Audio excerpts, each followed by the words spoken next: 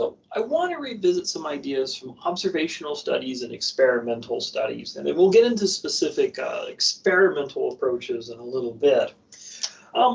First off, some terminology with observational studies.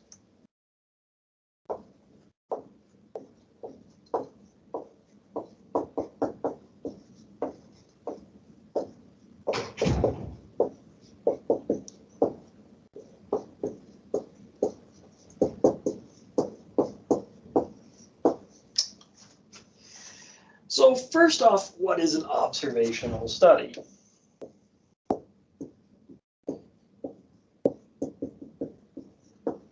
And we've talked about this before. The key thing with an observational study is going to be this. We're going to observe and measure, but we're not going to modify.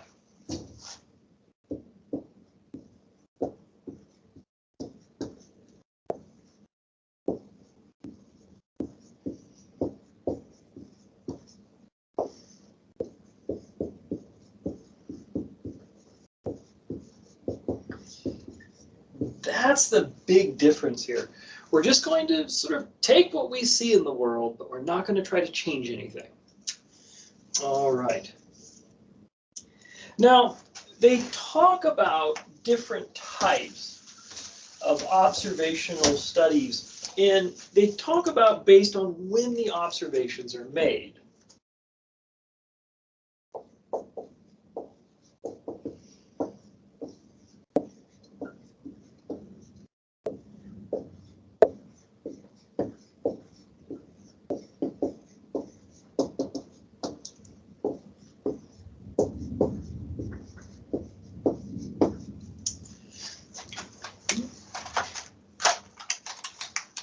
So the first one they mention is observations that are called a cross-sectional study.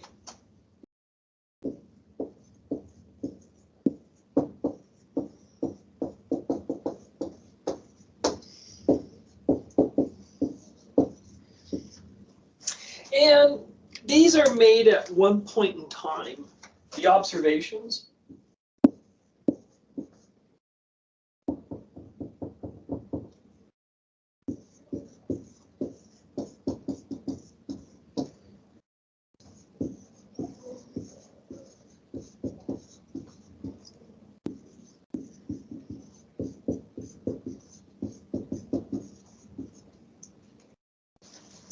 And the key thing here is they're not collected over time.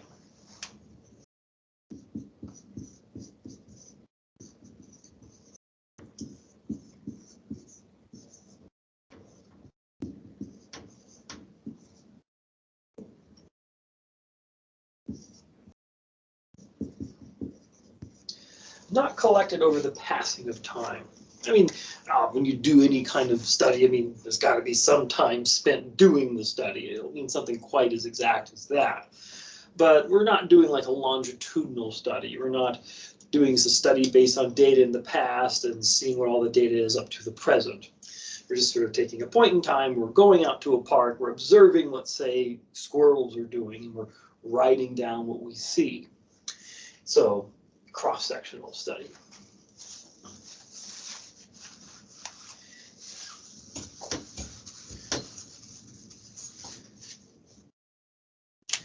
Then there's a retrospective.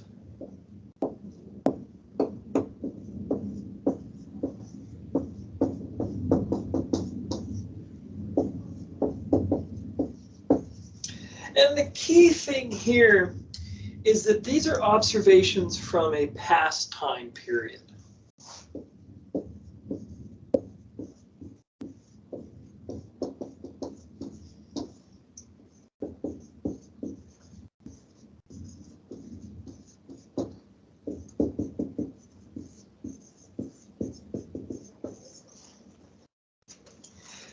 And it's data that's collected over this time period.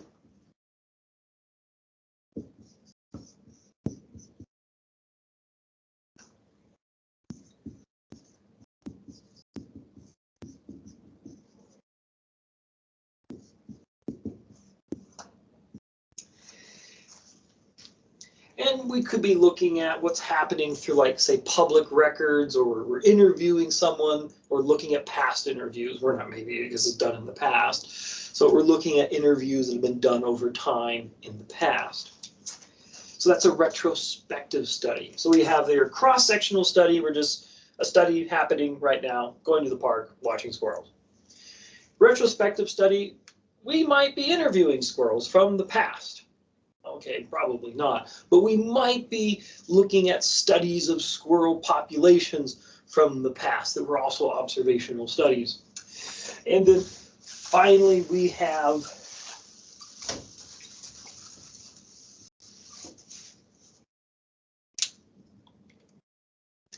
the prospective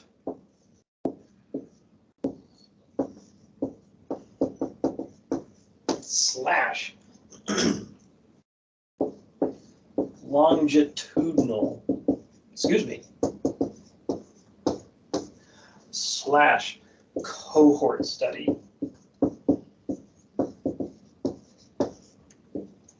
So we've looked at doing a study that's just kind of for a moment in time. And then we have looking at past time periods. Now we're looking at observations over future time period, things that we're going to do. And you could think of this as sort of like the Harvard study on adult development. That was that announcement that I'd sent out, where if you're sitting there in the 30s and you have these sophomores, you're asking them to participate in this study and into the future respond to these surveys about how you doing. So for example, or that's an example, but to add a little more to this, to go forward,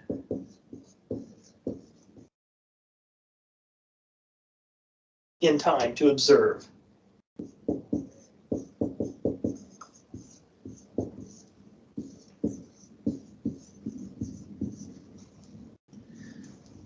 Groups sharing common factors.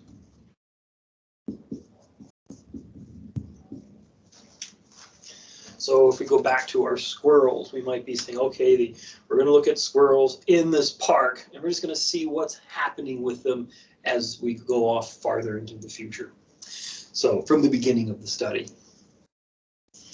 All right. So some basic ideas with experiments. So that's sort of the terminology we'll see with observational studies.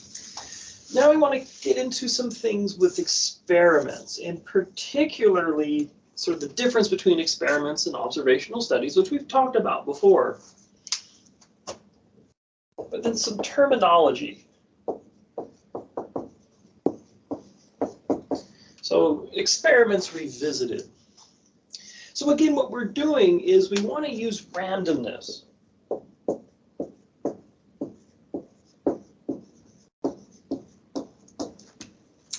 I want to assign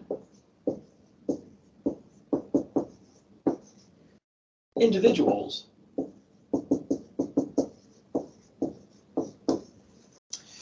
to a treatment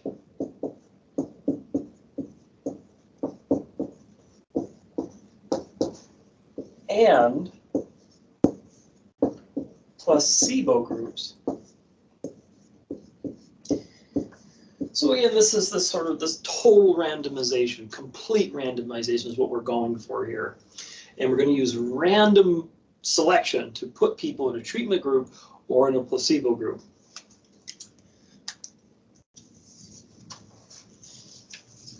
And the thing with randomness, again, we've talked about this before.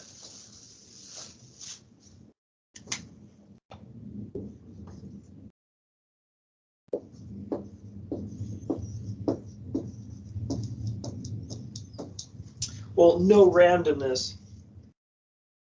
could allow.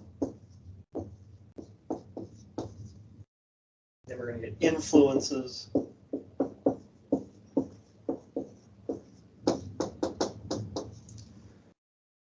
Like bias.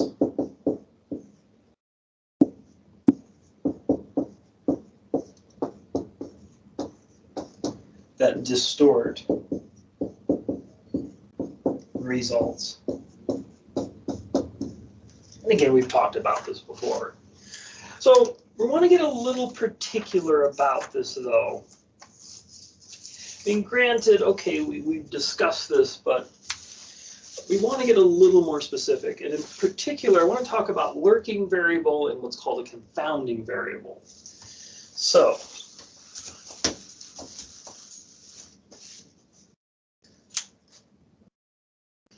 a lurking variable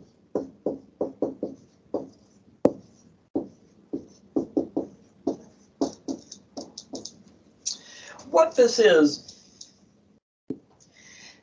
it's a variable where we're kind of attaching a name to this idea. It's some kind of factor that's not part of the study.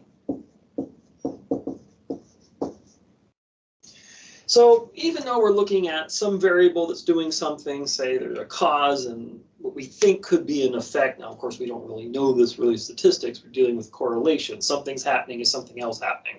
Got to be careful saying cause and effect. Correlation does not equal causation. So we have something going on. We're watching something else going on. And what could be happening is there's something else that's influencing these two that are not taking into account. So, for example, let me add a little more in. So what this lurking variable does, it influences the other variables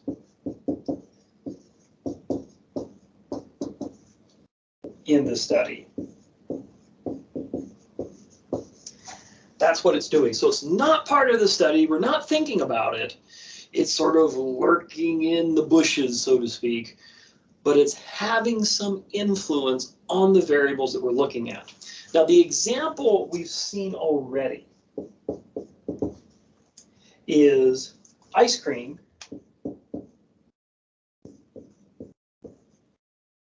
consumption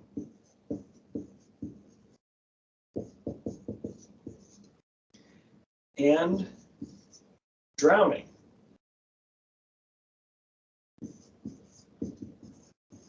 Rates increase and decrease together.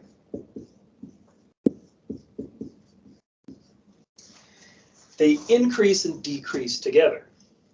So the two variables we're interested in is, well, ice cream and drowning.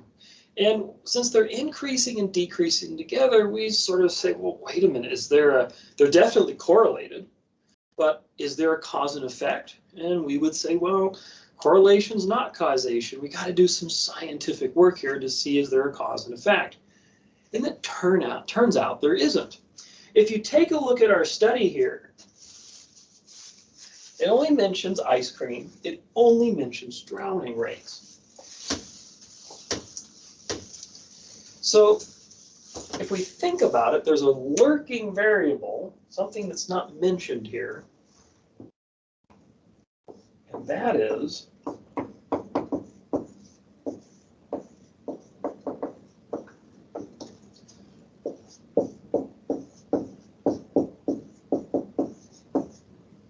outside temperature.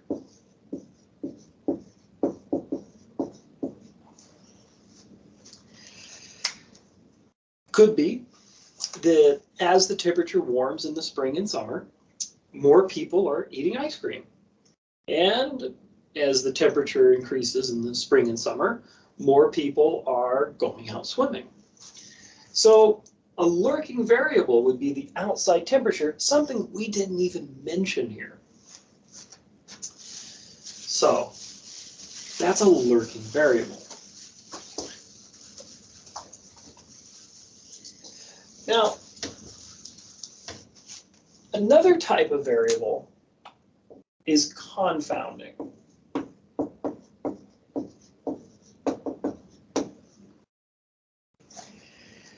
So what this is something we are beginning to take into account. and it's influencing the two, well, say, variables of interest. We're not necessarily concerned per se about studying how temperature is changing for its own sake, but we are interested in seeing what's going on with ice cream consumption, what's going on with, say, drowning rates. So it's a variable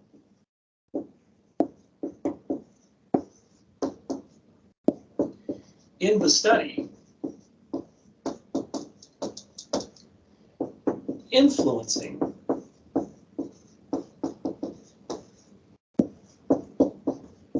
other variables. So we're taking it into account, and and that makes it a confounding variable instead of a lurking variable that we don't see. So an example might be, and just simply stating, through the rates of ice cream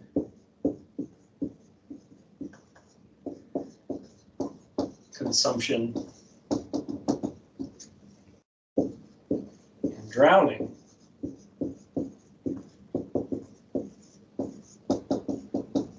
with seasonal temperature taken into consideration.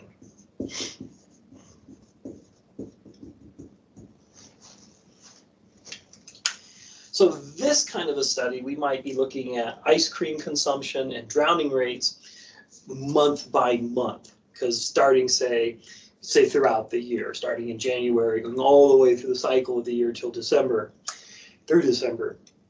Excuse me. And what we're going to do is month by month compare ice cream and drowning, and we might find there doesn't seem to be any connection between them within a given month, say. But as we see time pass into warmer months, we see both of them go up. So we're taking into consideration what's going on with these as the temperature changes. So it's something we're keeping an eye on. It's not something that we're unaware of it like in the other example. So those are just some things I wanted to mention with observational studies and experiments. And next video, we'll get into types of experimental designs.